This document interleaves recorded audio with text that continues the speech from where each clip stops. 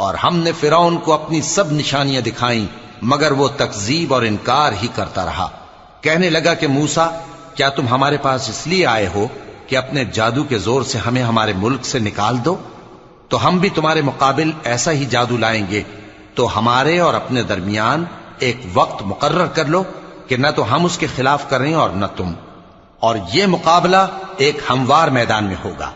موسیٰ نے کہا کہ آپ کے لیے یوم زینت کا وعدہ ہے، اور یہ کہ لوگ اس روز دن چڑھے اکٹھے ہو جائیں۔ تو فرعون لوٹ گیا اور اپنے سامان جمع کر کے پھر آیا۔